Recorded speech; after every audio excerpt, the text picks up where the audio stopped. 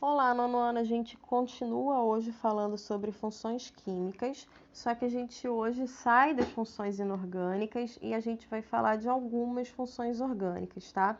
A gente hoje vai estar falando dos álcools, dos hidrocarbonetos e das cetonas, tá?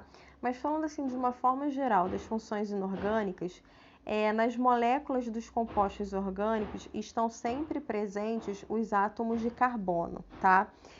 Esse nome ele vai derivar do fato deles terem sido encontrados inicialmente nos organismos ou como resultado de atividade orgânica, tá? Entre eles, a gente pode estar citando os carboidratos, os lipídios, as proteínas, as vitaminas e os ácidos nucleicos, né? Que permitem a organização e as funções dos seres vivos, tá? Então, quando a gente fala do DNA, que é o ácido desoxirribonucleico, ele é o principal armazenador de informação genética e ele é um ácido nucleico, certo?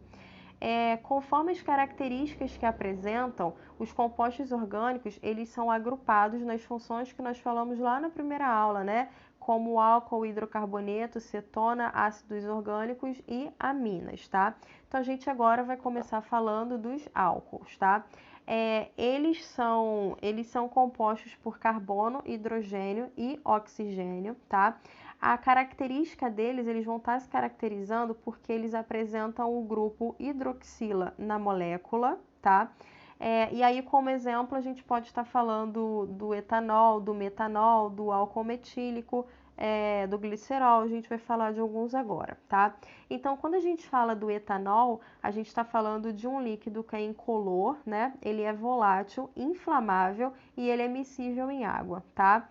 É o álcool presente nas bebidas classificadas como alcoólicas, eles podem ser obtidos através da fermentação de alguns carboidratos, como é o caso da cana-de-açúcar, tá?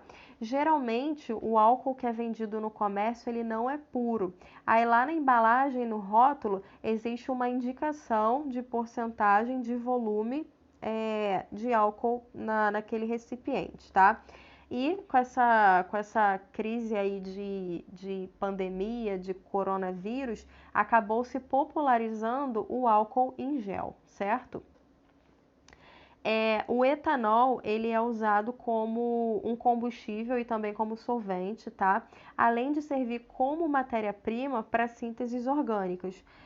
O uso mais amplo do etanol vai ser na preparação de bebidas alcoólicas, ok?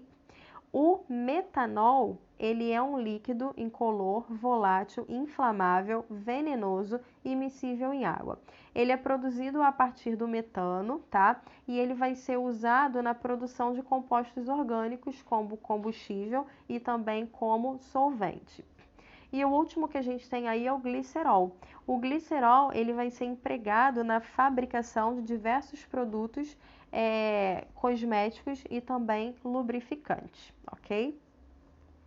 Agora a gente vai falar um pouquinho dos hidrocarbonetos. Os hidrocarbonetos, eles são compostos de hidrogênio e carbono, tá?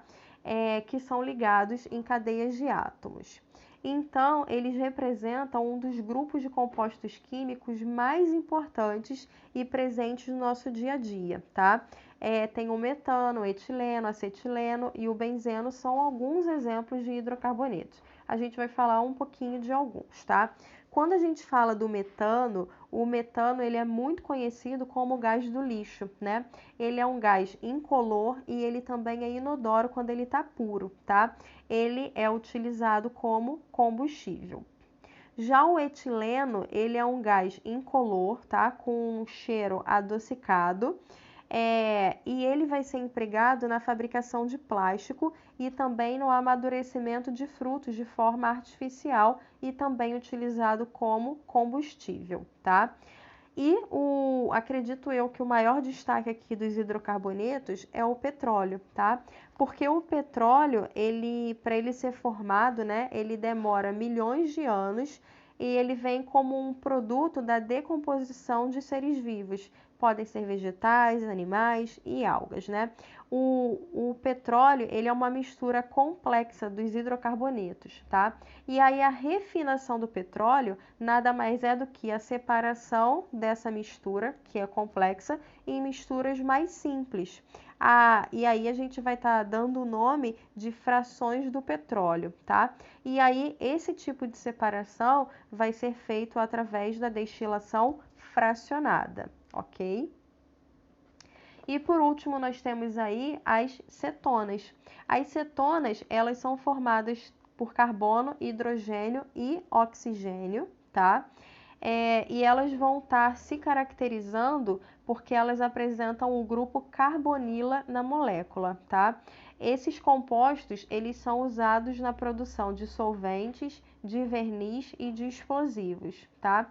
Acredito eu que o exemplo mais clássico das cetonas seja a propanona, tá? Que popularmente é chamada de acetona, tá? E aí trata-se de um líquido incolor e inflamável que vai ser usado principalmente como solvente de diferentes substâncias, ok? A gente hoje para por aqui. Beijo e até mais!